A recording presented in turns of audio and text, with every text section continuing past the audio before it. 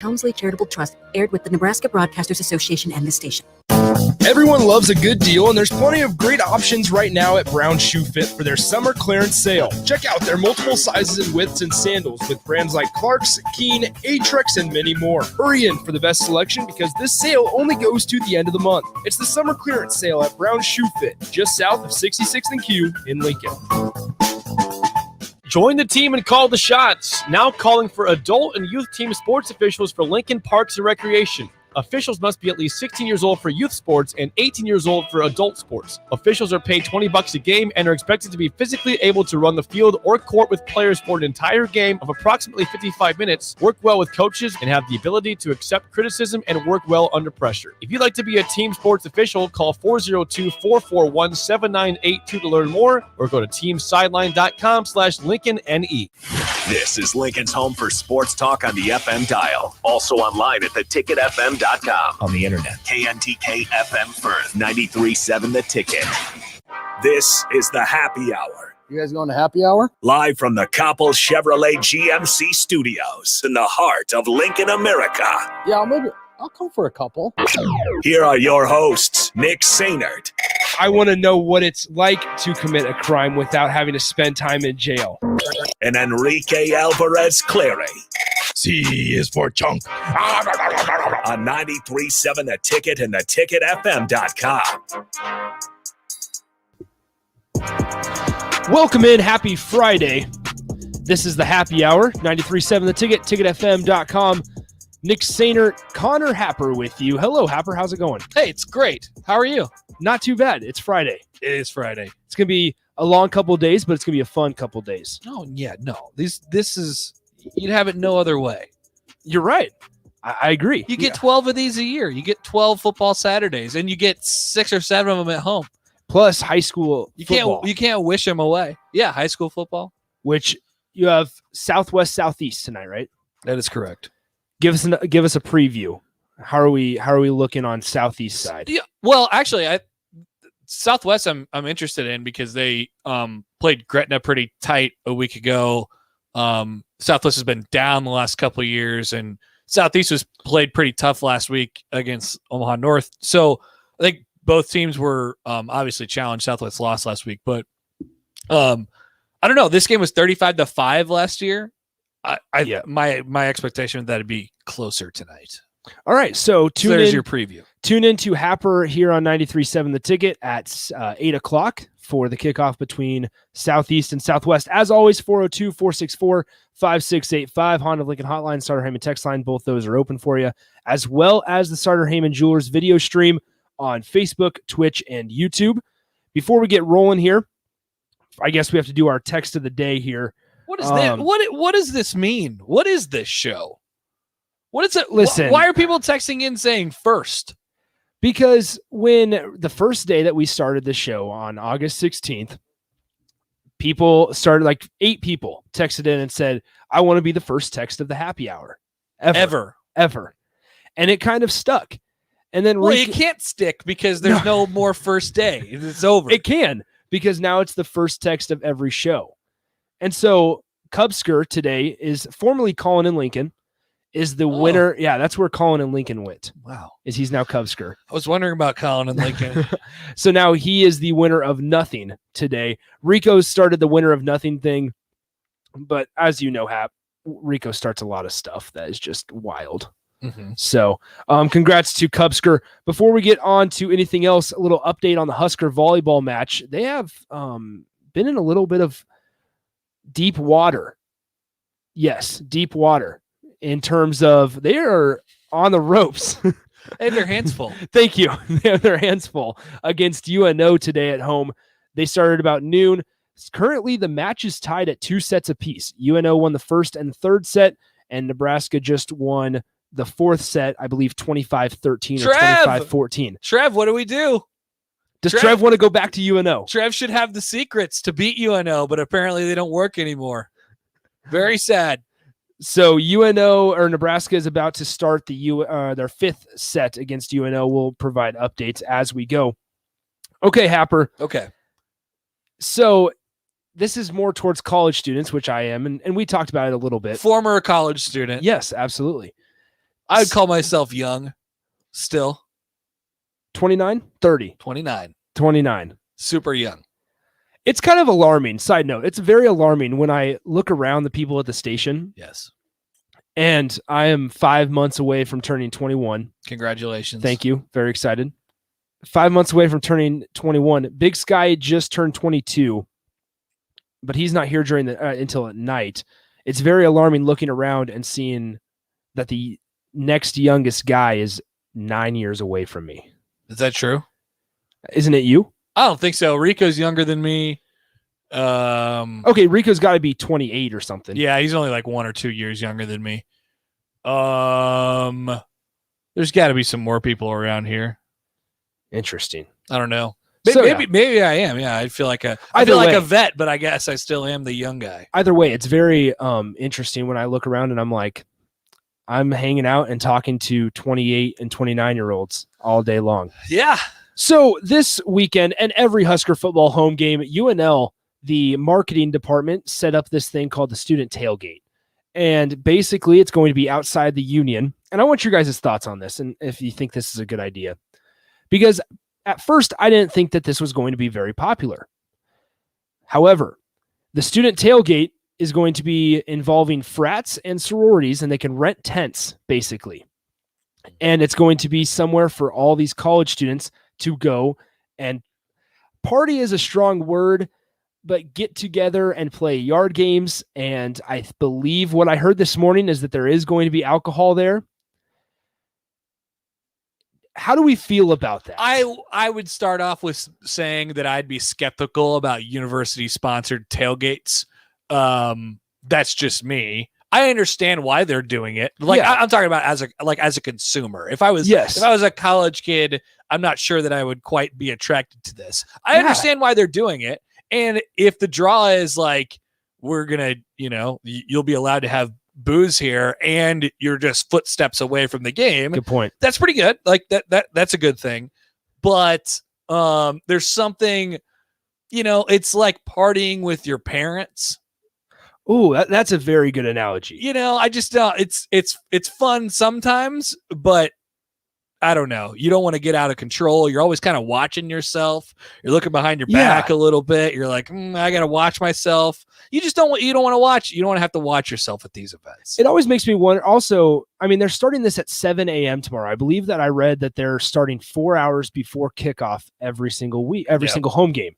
So I have a tough time imagining that a lot of college kids will be out there at 7 a.m.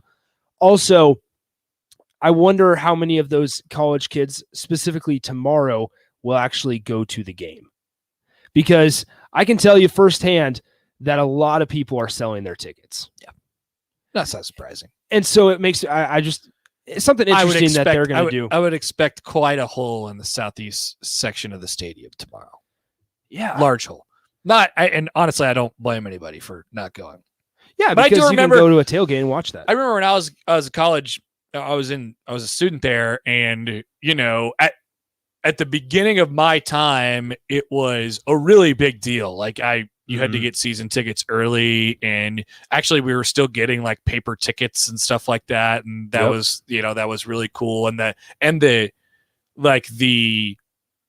buy and sell ticket forum, that was you to do that like via a Facebook group and actually like meet up with people instead of virtually transfer. By the time I left, they were virtually doing the transfers. They were still doing the paper tickets, but like virtually transferring over tickets, which I don't know, for whatever reason, like ruined part of it for me. But it was a really big deal to have the tickets and go to the games. And we would still try to go, like we were out before the game, but we would still try to go a little bit early, maybe get in 45 minutes or a half hour before kickoff. And I actually just saw a picture today from one of those games. I don't think I ever sat closer than the 76th row. Oh no, you have to get there hours before if you want anywhere close. Right. I don't think I ever, and by the end of my colleges in 2014 or 15, it was a little easier and people were going a little bit less and stuff like that. So it's just worn off since then. A lot of it has to do with Nebraska not winning, but a lot of it also just has to do with, I feel like college kids in some regard are kind of too cool for it now. But do you get that sense at all?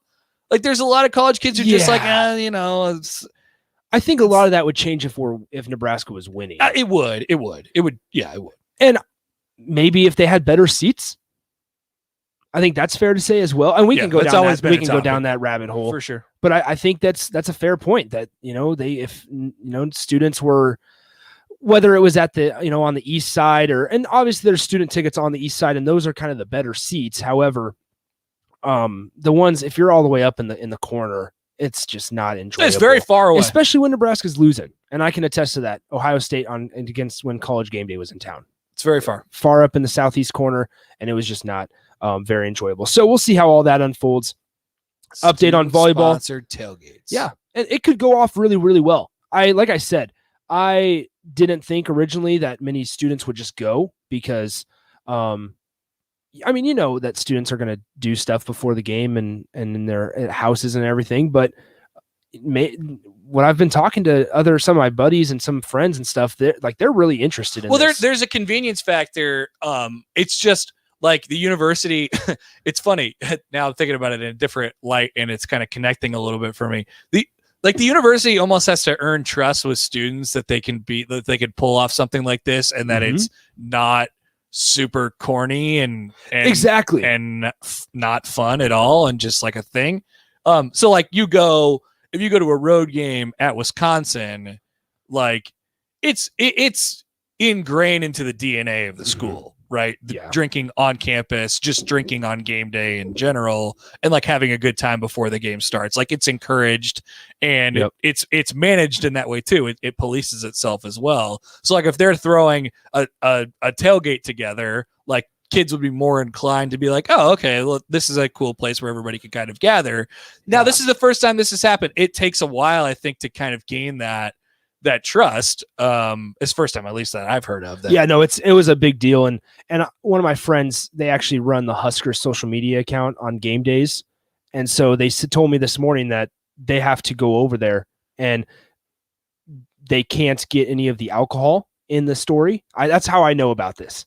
Is they can't put any alcohol in the story, but that they want to film it because this is going to be a big focal point this season. These student tailgates and getting students involved. We'll see in the tailgate. We'll see. It'll take some time. It'll take some time. Before we move on, update on Husker Volleyball. They're up 9-4 in the fifth set. Could you imagine if they lost to UNO?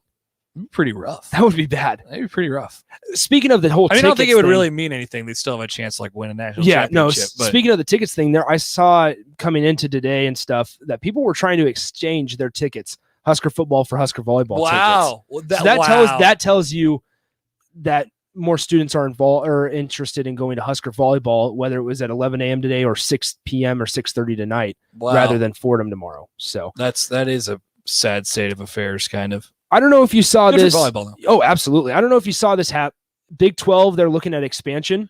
I did. And BYU, Cincinnati, Houston, and UCF, I believe, are the four most popular choices that the Big 12 could have. And then they could join as early, or they could get invitations as early as this month. What are your initial thoughts right off the bat? Yeah, we talked to Max Olson, who kind of broke the story a little bit this morning on our show. And as far as the whole landscape is concerned, I don't know what that means. I don't know what that is. Like you take Texas and Oklahoma out of the Big 12, you're already cutting off a lot of potential earnings, revenue, stuff like that. If that's what we're talking about. Mm-hmm. But yeah, in UCF, Houston, Cincinnati, BYU brings, I think, a lot to the table, more than meets the eye.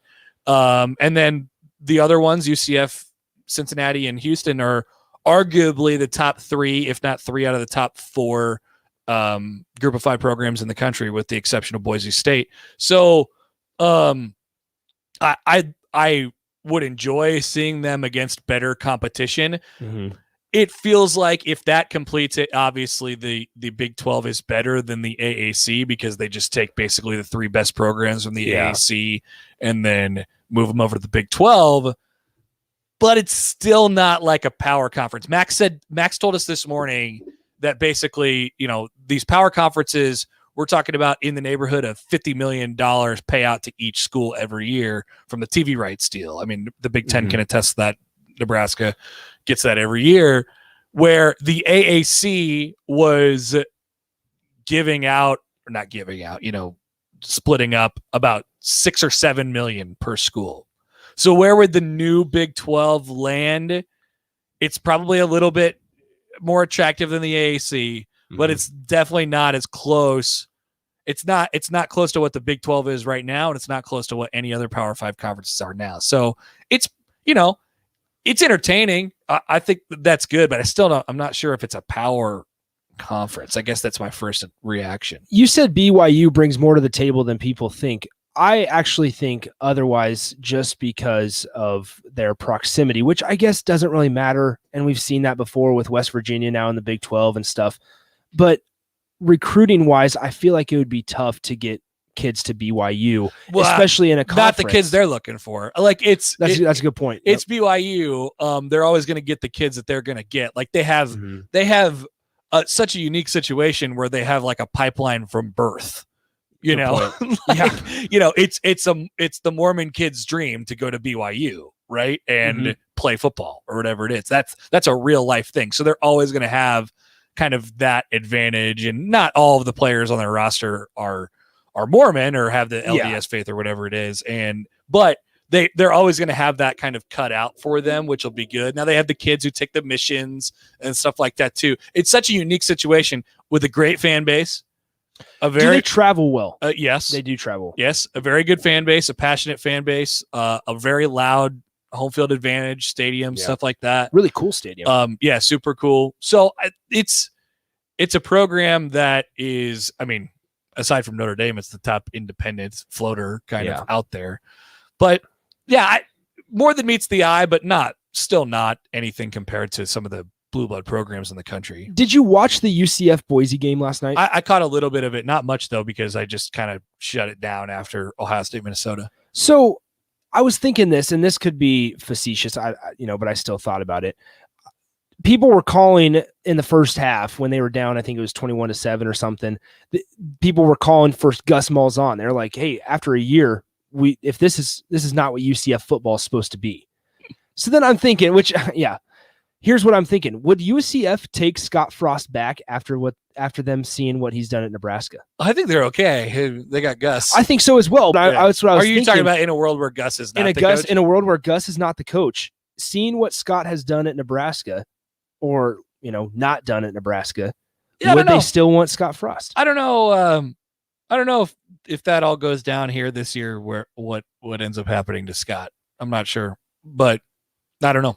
I didn't know. I just something that popped in my head to see if I didn't know if the fan base there would want to not necessarily backtrack, but he's a guy that brought him success, obviously. Mm-hmm. And I'm sure that at the time they didn't want him to leave. Yeah. But, you also understand that a school like UCF somewhat, especially for a coach at the time like Scott Frost, it was kind of a stepping stone. Yeah. I think in the moment he was definitely looked at, viewed very, really highly by the UCF fans and the few UCF fans, you know what I mean? Now they've grown as a university and as a fan base a lot, largely because of what they did in 2017. But I don't know, Nick. That's hard to tell. I don't know if it goes really down the tubes this year. And by the way, I still think we're quite a gap away from that. Yes. But if it goes down the tubes this year, I'm not sure what happens to Scott Frost. Yeah. All right, let's get to the main points from last night's game, the Minnesota-Ohio State game. Heck of a game. Minnesota really came out, and Minnesota looked good. Yes, they did. They look like a team that, as a Nebraska fan, you're sitting here thinking, man, it might be tougher to go on the road and beat a team like Minnesota. A lot of people, and I know you were high on Minnesota. Yeah, I already didn't have much confidence that Nebraska is going to go up there and win this year. But now there's even, less confidence, I'm sure, in terms of, how Nebraska played after 1 week and now how Minnesota played. Because Minnesota, after, that one play, the targeting play, which we're going to talk about here. Oh, we're going to talk some targeting. We're going to talk some targeting. And it's more of I don't know your thoughts on targeting. You told me that you have a lot of them. I just have a lot of thoughts in general. Yeah, so you have thoughts on targeting. But that was a play that may have shifted the momentum. It did. Yeah, it did. And so I personally, for me, I feel like Joel Klatt explained it perfectly last night, is where there needs to be 2 levels of targeting and solely for the fact of, but there was no targeting on the play. That was the reason why we're talking about it. But there's a case to be made there that they didn't call targeting or even review for targeting. I personally think because I don't know, targeting, that's like such an extreme penalty that they would have had to kick him out for the half the following week. So they're like, hey, it wasn't like malicious enough to where it warranted him being kicked out. Yeah. So we're not even going to review it. Oh, I'm with you on that. No, well, maybe. I don't know if they I'm sure do that because of that. That's if that's their thought process. Yeah. But I'm totally with you. There needs to be levels to it. It shouldn't be an automatic suspension every time. That's ridiculous. Some of these, I mean, the intent's just not there. Some of them, the intent is there. Yep. Last night, they got, or if they would have got him for targeting, which they didn't on that play, it would have been because he left the feet and led with the crown of his helmet. But he didn't hit him. He didn't hit him in the head. No. But there was a reaction. There always is, and it's hard to separate from the play because it always ends up like this. There was a reaction when the guy goes down and he's motionless. Oh, yeah. Right? That gets really scary. And people get really especially if you can hear it. That. If you hear it like the way you did over the TV speakers. Yeah. I mean, there's just a sound. He falls. Yep. He goes like limp, basically, loses the ball. And it's not pleasing for anybody to watch on TV. Yeah. That doesn't mean it should be targeting, though. Yeah. See, that's where it's more of my whole case about last night was just the defenseless player situation side of things, to where I never know how they do that. How do they come up with who is defenseless? He has the football. Like, he has the football in his hand. The dudes are going to fly at you. Yeah, and that's where I guess this gets really it gets really murky, is because how do you, like you said, how do you categorize what he has a defense player? He can use his arm. He can say, "Get away from me." He can run away. These are his defenses. But I feel like a guy that's running across the middle, he's not able to defend himself right after he catches the ball. But when is any football player able to defend themselves? That's where it gets, kind of cloudy, is because so you can't touch him after he catches it, because you have to. Then you'd have the complaint of eliminating just a football play. Yeah, you got to let him catch it and then take 3 steps before you can hit him. That can't be a rule. So then how do you categorize whether it's if there were to be a couple tiers of the? I think it should be based off intent.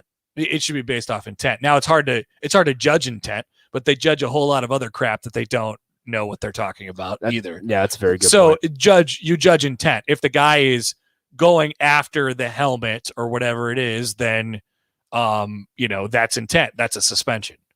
And if he's not, like I said, hard to judge it situation by situation, right? But I don't know. That would be the only way that I could think of doing it, because there have been some where, like, we're talking about soft helmet to helmet contact. Oh, yeah. And it's like, boom, targeting, because they review it and they watch a stupid freaking instant replay, which slows it down. And it's just like holding. You can see holding on every single play if you watch a replay. That's right. Yeah, the same thing. That's right. So it makes it really difficult to kind of figure out, what you're looking for there. That's why we don't know what a catch is anymore. Yeah, and that's where we can dive into instant replay as well. But that's just like I said. So he said he was in midair. He'd taken 2 steps.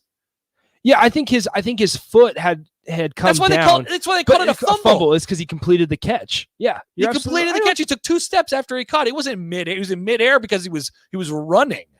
Yeah, and that's what I'm talking about. It's a replay, man. We're like, it could look like he's in midair, but he's actually taking 2 full steps, making a football move toward the other side where he's trying to run. He's not defenseless.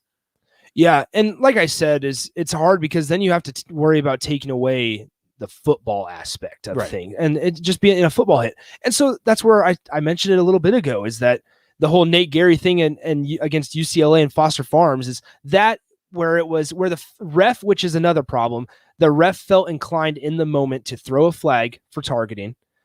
And then looking at the replay, that was one of those instances when you look at the replay, it's like, you know what? It was more of just a solid tackle, where you can either pick up the flag, and then you can also have that safety net of, okay, listen, there was soft helmet to helmet contact, and let's just make it a 15-yard penalty. Totally. They should be able to do that. That's where I'm saying hey, listen, it was still soft helmet to helmet contact. It wasn't malicious. He didn't launch. He didn't lead with the crown or anything. But then then you're going to have problems about where to draw the line after that too. So for sure. There will always be a gray area. 402-464-5685, Honda Lincoln Hotline, Sutter Heyman text line. Both those are open for you all show long. When we come back here, we'll take a quick break. When we come back, we'll lay out our concerns, what we're hoping to learn from Fordham, as well as send in your thoughts. So here's the deal: is I have a couple fantasy drafts this weekend. I have one on Saturday and two on Sunday. And I don't know who to pick. Who are dark horses? Like, it's bad. I have no idea. Nick, you can't solicit. This is illegal. You can't solicit the radio help for your own personal gain. I'm just kidding. I feel like I could. You could, but it wouldn't be very funny. It wouldn't be very good radio. That's a good point. Who should I pick? What pick do you have? I don't know yet. How do people know? It's all situational. It's a draft. No, not necessarily. It's like, are we looking running back first round? Get the fantasy football advice guys. Like they have fantasy football advice shows, and stuff like that. Like Matt Berry, I think, has one. What are they talking about? Are they just constantly taking questions? So you can tweet in questions to the show, but see, that's where it's like, I think it's Matt Berry and Field Yates or whatever on ESPN. Everybody's got one.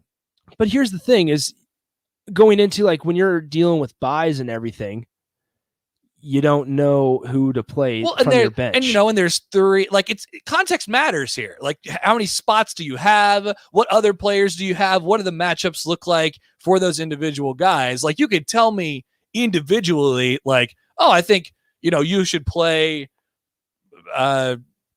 Travis Fulgham today because he looks like he has a good matchup, and last year he had a really good game against the Steelers or whatever it is. You're playing the odds. But that doesn't give you everything that you need, right? There's context that goes in it. It's like, okay, how many spots do I have open? What are my other options here? Like, and that's where they tweet at them and say, hey, this is who I have. This is the other guys that I have. Yeah. So how do you get fantasy football draft advice when you're it's not necessarily draft advice. It's just, who have they picked? That's a dark horse. Okay. All right. Okay. No. It's fine. Okay. No, you're my right. bit's done. No, it's over. Yeah. Tell Nick your dark horse. Here's my dark horse. Christian McCaffrey. He won't be available. If he's there at number 1, you take him. Really? That's always one of the big things is, do you take a running back or do you take a quarterback? Depends on what league you're in. Context. Is it a PPR? Who doesn't play PPR now? I don't play PPR. Really? I do not. That's fascinating. Is it an auction? Is it snake? I think it's snake. Yeah. So, all right, let's take a break.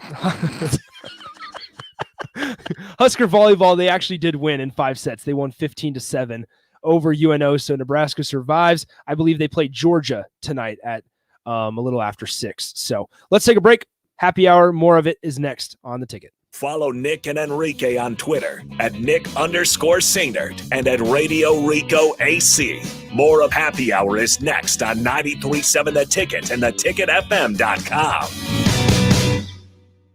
Tailgating is back, and Sutter Heyman Jewelers is offering a deal that'll really fire you up. Receive a free Traeger grill with a purchase of $2,500 or more. Take advantage of interest-free financing with no money down. Sutter Heyman has dazzling jewelry in every price range, so buy her the diamonds she's been dreaming of and get instantly rewarded with a free Traeger grill. Offer ends soon, so hurry in and get them while they're hot. Sutter Heyman Jewelers, a Nebraska tradition since 1905.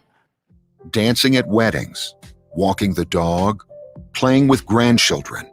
These are the small moments that make life great. They're also the moments that chronic pain steals from us. Don't let chronic pain stop you or a loved one from living life. At MD Pain, we wrote the book on effective, ethical pain management. We offer the most up-to-date treatments from Nebraska's leading physicians. Don't let pain stand in your way. Call MD Pain. Join the team and call the shots. Now calling for adult and youth team sports officials for Lincoln Parks and Recreation. Officials must be at least 16 years old for youth sports and 18 years old for adult sports. Officials are paid $20 a game and are expected to be physically able to run the field or court with players for an entire game of approximately 55 minutes, work well with coaches, and have the ability to accept criticism and work well under pressure. If you'd like to be a team sports official, call 402-441-7982 to learn more, or go to teamsideline.com/LincolnNE. Everyone loves a good deal, and there's plenty of great options right now at Brown Shoe Fit for their summer clearance sale. Check out their multiple sizes and widths and sandals with brands like Clark's, Keen, Atrex, and many more. Hurry in for the best selection because this sale only goes to the end of the month. It's the summer clearance sale at Brown Shoe Fit, just south of 66th and Q in Lincoln. Happy Monday, everybody! Yay! Sure glad the weekend is over. I know. Nothing's better than a new work week. Yay! The proceeding was a dramatization, but it could happen now that a Monday night Powerball drawing has been added. Along with the Wednesday and Saturday night drawings, now you can also win Monday Night Millions. Who knows? It may change everyone's view of Monday. Let's have a 3-hour Monday meeting. Yay! Powerball from the Nebraska Lottery. Top prize odds 1 in 292 million. 93.7 The Ticket. Fox KFXL weather. Brought to you by Bryant Air Conditioning, Heating, Electrical, and Plumbing. Cloudy skies this morning should give way to some sunshine by this afternoon. High temps very pleasant, around 76 with a north wind at 10.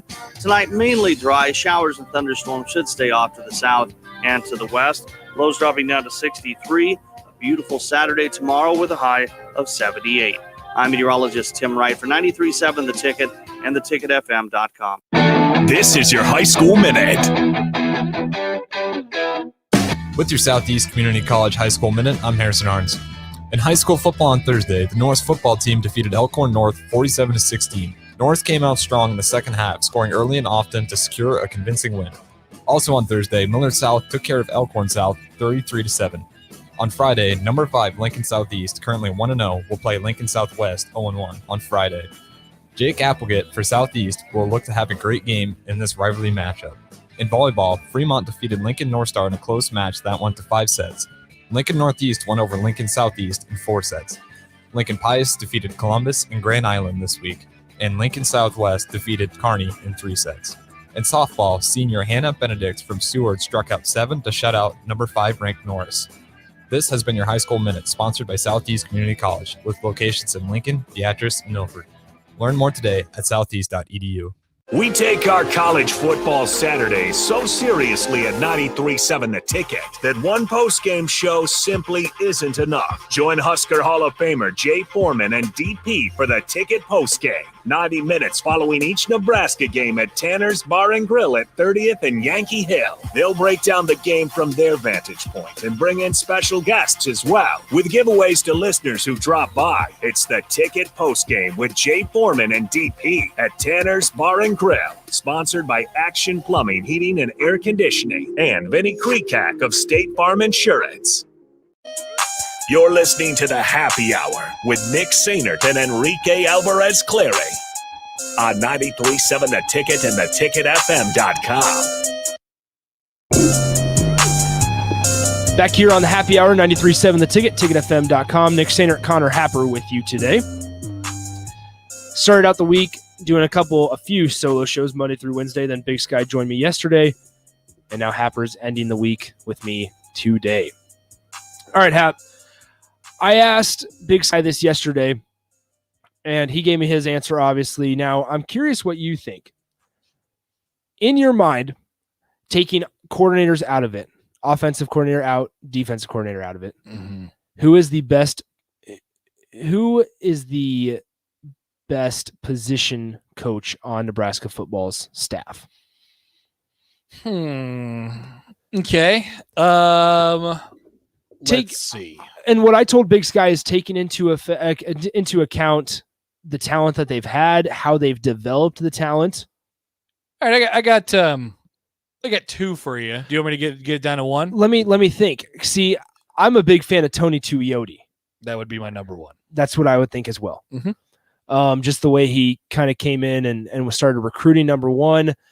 I was saying it yesterday how he was able to open up the route to Hawaii a little bit more and just the western part of the country after he was at Cal.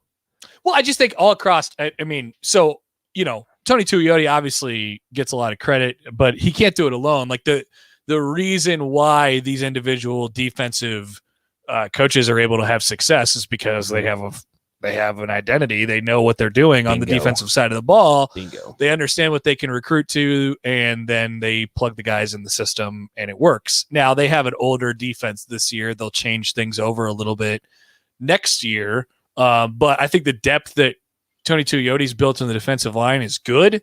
I think those guys are made to kind of hold up.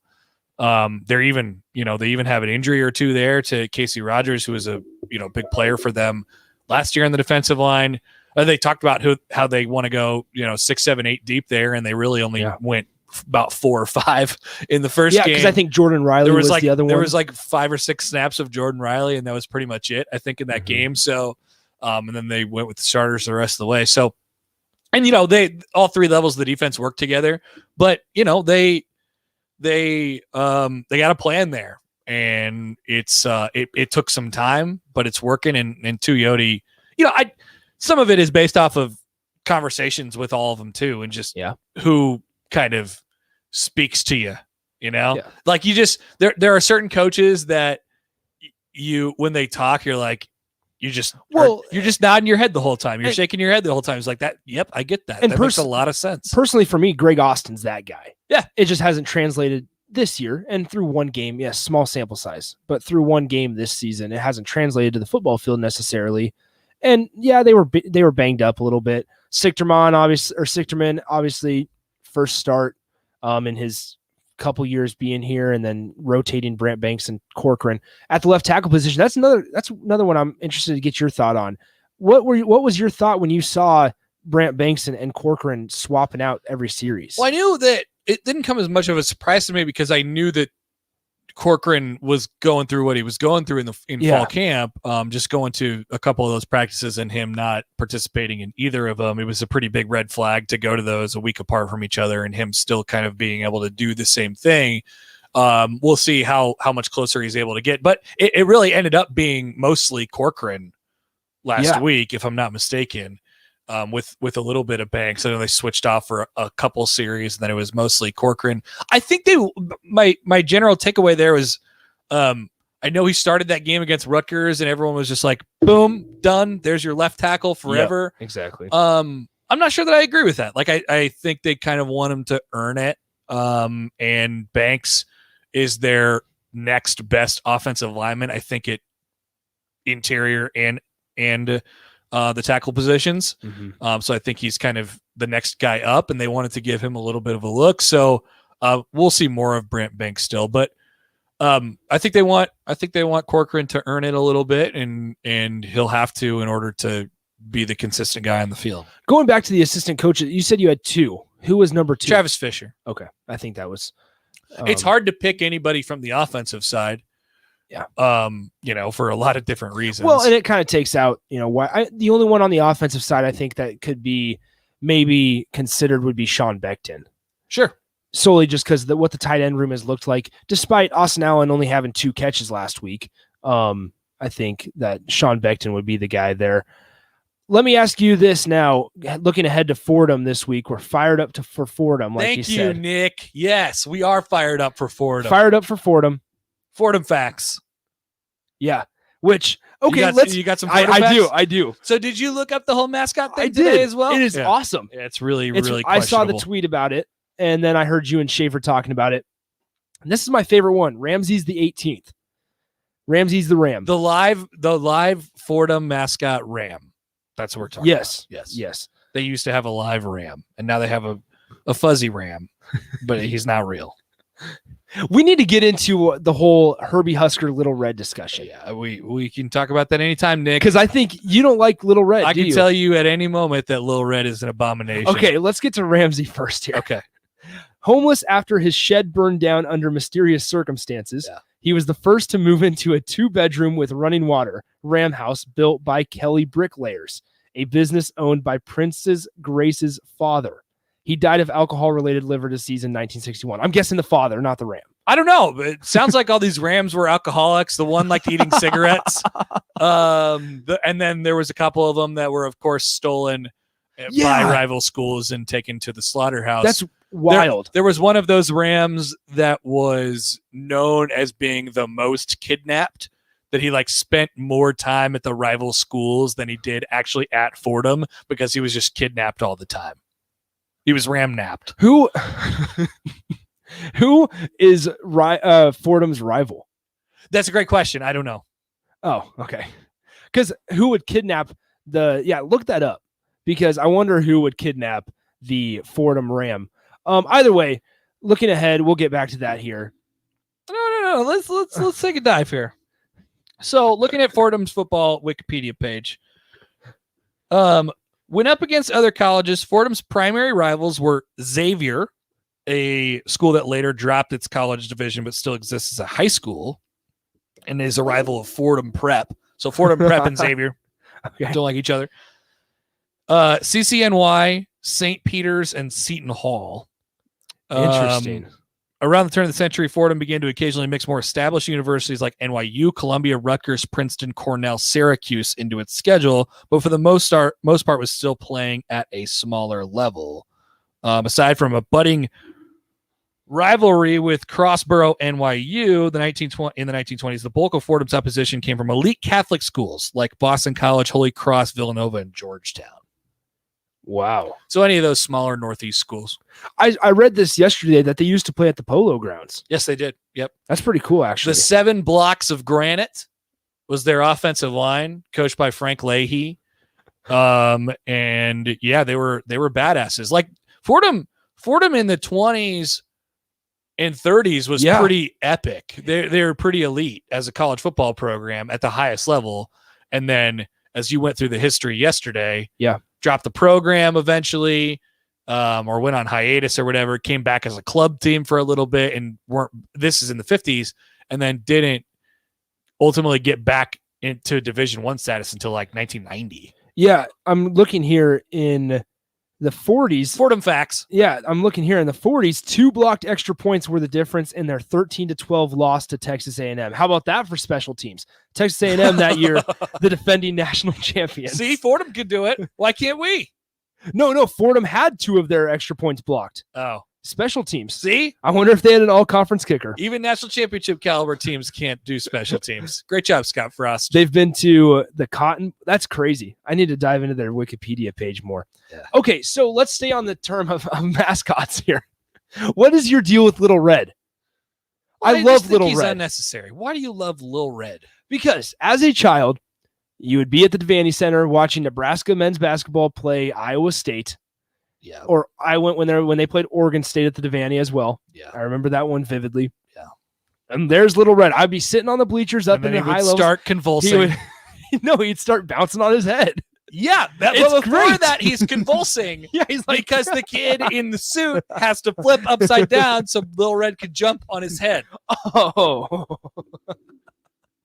That's awesome. He's an abomination. He just stands there. Also, he's unnecessary. Why do we need him? I don't What like. does Herbie do that Little Red doesn't? Well, at least he's like he has like extremities that can kind of move around. Like he has some. Like he's a fuzzy guy. He's not just a blow up thing where you could like stick a pin in him and he pops. I don't like inflatable guys.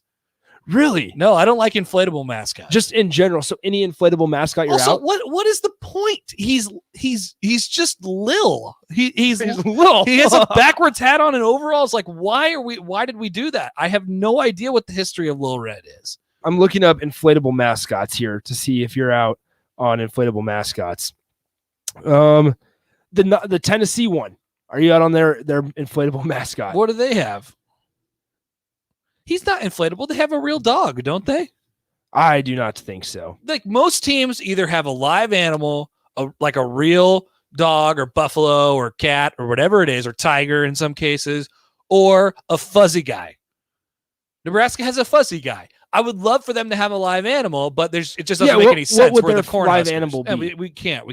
We wouldn't have one. There's There's just no way. There needs to be one. Okay. No, Little Red is great. He hops on his head. I don't see the case. Anywhere. Find that anywhere else. a mascot Kids who love it. hops on his head. Herbie does nothing for little children. Okay, so I don't know. I wasn't familiar with Little Red when I was a kid, but I could kind of imagine him scaring the living hell out of me. What does Herbie do? I don't know. He's kind of weird looking. Yeah, and then Herbie takes off his hat and he's got like all the hair. That's weird. Too. Yeah. This is not a pro Herbie take. It's just an anti Little Red. So Nebraska needs a new mascot in general. I don't think they have great mascots any way they cut it.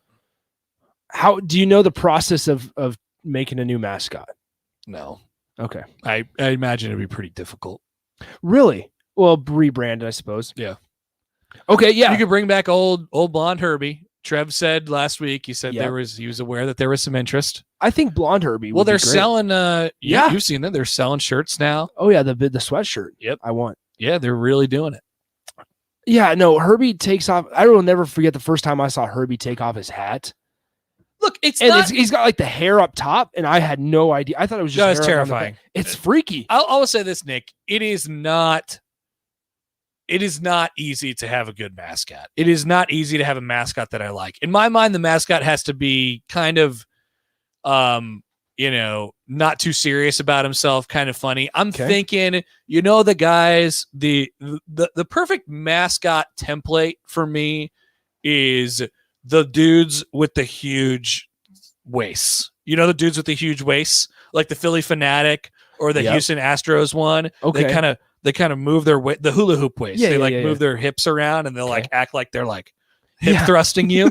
Those guys are hilarious. Yeah. We need a fuzzy guy or the guy for the Flyers that everybody likes. Okay.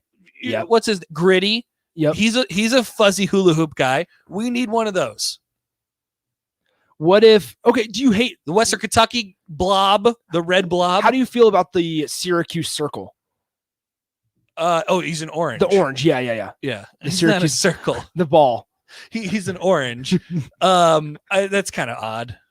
It's kind of odd, but it's just stumpy. Yeah, I mean, I guess I have an orange as a mascot. He's an orange, right? Yes, he's an orange man. Syracuse orange. He's an orange man. Do you hate Runza Rex? No, I like Runza Rex, but that's a different thing. He's also a lot smaller. You can still pop him with a pin. You could, yeah, but the off-putting part of the off-putting deal about Lil Red is that he's supposed to be little, but he is massive. He is a giant baby and an abomination. Is he a baby? I mean, he's a child. Okay, but he's giant. Yeah, he is big. He's huge. He's like 7 feet tall. He's good to take pictures with, though. He's way too big for a kid. But that's the thing. Okay, he swallows kids. Have you not seen him swallow kids? No, that sounds even worse for some reason. It's because they fold the inflatable parts. And somebody's sending us Gritty on the text line right now. We got to do that. That's awesome. 402-464-5685 Honda Lincoln Hotline, Starter Heyman text line. Both those, we have about 13 minutes left of the show remaining. Want to tell you, stick Don't we around. have to take a break? Yeah, we will here. Okay. Stick around. At 3 o'clock, DP will be one-on-one with Wilhelm Bradenbach. There he is. He is here in the flesh. And so he will be joining DP. We have Landon on the Honda Lincoln Hotline. Landon, how is it going, man? Good. Hey, thanks, guys. Just a comment on your mascot discussion, one that you maybe didn't bring up. BYU Cougars, like them or not, their mascot, Cosmo, the cougar, great dancer, is phenomenal. Yes, great dancer. Phenomenal. He's fuzzy though. Yeah. He's not inflatable. No, he's fuzzy. But he can dunk, he can jump, he can dance. He does it all. Nick, here's what you need to do. I am looking him up. So he look looks legit. Landon, thank you for the call. That's very important because watch the video. They did a dance a couple years ago with the dance team. Okay. The BYU mascot, and he was like the leader of the dance, and he was incredible, like legit awesome. A very good dance. Penn State has the same type of mascot. Yeah. Okay. All right. Get yourself a fuzzy guy. That's why Nebraska needs a fuzzy guy. That's why Herbie isn't so bad. Okay, and that's why Little Red is bad. Correct. Interesting. All right, let's take a break. One final time out here. We'll wrap up the happy hour. Make some picks. and you can send in all of your mascot talk, and we'll get to it after the break here on the Happy Hour. Download our app by searching 93.7 The Ticket in your app store to stay in touch and listen all day long wherever you are. More of the Happy Hour is next on 93.7 The Ticket and theticketfm.com. Tired of the ugly signs, extra expense, and costly damage from hard water? It's time to call the plumbers at Bryant for a water softener solution. Hi, folks. Greg Shop here, the voice of the Huskers. At Bryant, you get high-quality water softener products installed by plumbers you can trust, and no arm-twisting contracts that tie you down. Just one call, 467-1111, or visit BryantLincoln.com to schedule a free softener installation estimate. Come on, soften up with Bryant. Bryant Air Conditioning, Heating, Electrical, and Plumbing. We do whatever it takes. T.O. Haas Tire and Auto. T.O. Haas Tire reminds you there's still plenty of summer left for one more long weekend, one more day in the sun, or one more getaway drive down your favorite road to enjoy one last stretch of summer. And we're here to help with up to $100 back on a new set of Michelin tires, including the all-new Cross Climate 2. T.O. Haas Tire and Auto, a tradition of trust. Have you been to Barn Wood and Leather, that new furniture store in Lincoln? It's a whole new look. If you like country, you'll love Barn Wood and Leather. It's country with a kick. Rustic, yet contemporary, handcrafted in America from historic reclaimed barnwood and the finest leather. Create your own one-of-a-kind look for a room or your whole home. Come see for yourself at Barn Wood and Leather, South 14th and Dahlberg. Open Monday through Saturday, 10 to 5. Beat the heat and save on a new cooling system from John Henry's Plumbing, Heating, and Air Conditioning. Combine new system rebates and LES incentives to save up to $2,500. Don't wait until your old system breaks down in the middle of summer. Take advantage of these great offers and beat the heat. Go to jhlincoln.com or give John Henry's a call today. 435-5555. John Henry's Plumbing, Heating, and Air. Want a free pair of Nebraska football tickets? Head to theticketfm.com's contest tab and register for a free pair of tickets each week of a home game, courtesy of Ben Bleicher with Professional Realty Group of Woods Brothers and 93.7 The Ticket. You love to fish. The sight of long lines and casting for better opportunities. You wish more people knew the value of a good worm. Share that knowledge. Take a beginner fishing and show them what real fun can be. Then share a picture with us. You could win a boat or outdoor gear. Visit outdoornebraska.org/take'emfishing to learn more. And then take 'em fishing. Sponsored by Nebraska Marine Parks. Want to get a hot and perfect body fast? It's so easy. All you have to do is eat lots of bananas, but peels only, and always be sweating, but never look sweaty. That's disgusting. Don't follow extreme routines. Do your own thing at Planet Fitness. Now through September 16th, join for just $1 down, $10 a month, cancel anytime. And get back to a real routine with tons of equipment and free fitness training in our clean and spacious clubs. Join today for $1 down, $10 a month, and cancel anytime. Hurry, deal ends September 16th. See club for details. Happy Monday, everybody! Yay! Sure glad the weekend is over. I know. Nothing's better than a new work week. Yay! The proceeding was a dramatization, but it could happen now that a Monday night Powerball drawing has been added. Along with the Wednesday and Saturday night drawings, now you can also win Monday Night Millions. Who knows? It may change everyone's view of Monday. Let's have a 3-hour Monday meeting. Yay! Powerball from the Nebraska Lottery. Top prize odds 1 in 292 million. Now back to the Happy Hour with Nick Sainert and Enrique Alvarez Clary on 93.7 The Ticket and theticketfm.com.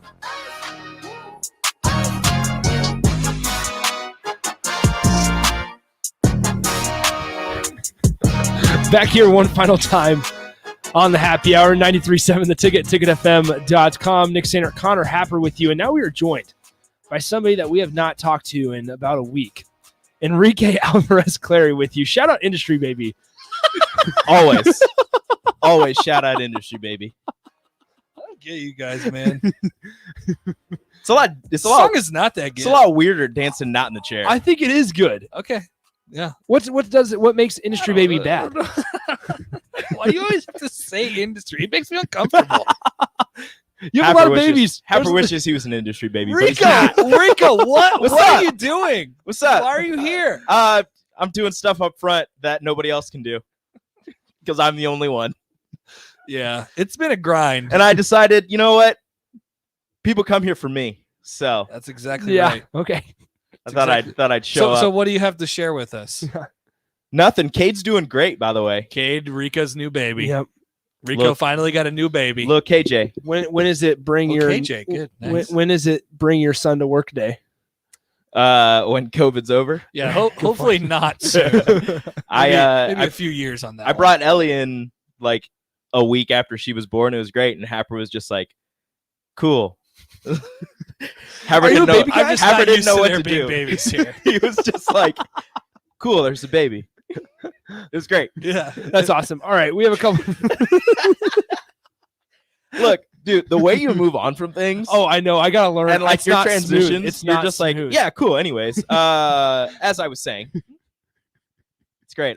Listening to you this week has made me realize you're extremely talented. Rico, is that a compliment? It Thank is. you, Rico. It is. I really do appreciate that. Yeah, I appreciate that. Still got some work to do. I know. I'm getting there. Yeah. One day I'll be like Nick. There's been a couple texts Hot shot. all week. No, I'm not hot shot. I don't know. Rico, Getting a lot of compliments this week. Good. Happer has come up with about 4 other nicknames for me this week. I love it. I Can't remember what the last one I was. can't remember what any of them are. It's fine. Whatever. But we're sticking with hot shot. I Hey, guess. text line. I've missed you. Yeah. Rico's missed the text line. I can't say that I have ever, for being gone for like 4 days. I can't. Shout out. I can't say that I've ever been like, man, I missed the text line. Shout out everybody on the text line. Shout out our first texter ever, Tyler in Phoenix. Shout out Cubsker for winning today. Yeah. Proud of you for winning absolutely nothing. You got like 2 minutes left. You better figure it out. All right. Okay, let's do some picks here, Rico. All right, hit me. And Happer, right? I'm good. I gave Happer's my picks made his earlier. picks. All right, Rico. Penn State, Wisconsin. Who's winning that one? Give me the Nittany Lions. Last year was a fluke. Okay. They'll figure it out. All right, I'm saying Penn State as well. Alabama and Miami. I think Alabama's 19-point favorite. Alabama big. 19.5-point favorite. Alabama big. I like Miami, but not in this game. You kind of seem like the guy that's already fully, just all in on Bryce Young already. No, I actually hate Alabama, but I don't think that Do you just Miami has a chance. Do you just think De'Aaron? What are your thoughts on De'Aaron King? I love him also. Interesting. Okay, but Alabama wins big. Yeah, definitely. All right. I actually agree with Rico on all parts. Really, you think Alabama? Yeah, like wins Miami. big? Miami should be better, but Alabama is Alabama. Alabama is better. It's a different thing. Yeah. Interesting. All right, let's do this one, just because the ramifications if Illinois loses to UTSA would be horrible. Does UTSA win on the road at Illinois? No. All right. Okay, I suppose. University of Texas San Antonio Roadrunners. Sorry, you don't have a chance. All right. What about Indiana and Iowa? What are our thoughts? Indiana, because I said Indiana's going to have a better season than Iowa. They started off on the right foot. Georgia, Clemson at night. Clemson, because as Happer says, Georgia is dumb.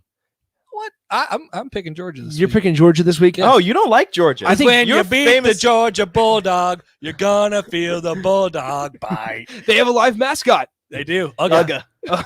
Happer, you are famous for not liking Georgia. I know, but I'm Team Georgia this year. Wow. All right, so I'm going with Uiagalelei doesn't do it for you? I'm going with DJ Uiagalelei and saying that Clemson gets it done. Glad you said it right this time. Thank you. That is all for us today on a very interesting Friday. Rico, thank you for joining in the last I love segment. all of you. One-on-one is next. We have Monday off, so we'll talk to you on the happy hour on Tuesday. Adios. Tractor Supply Distribution Center Waverly is now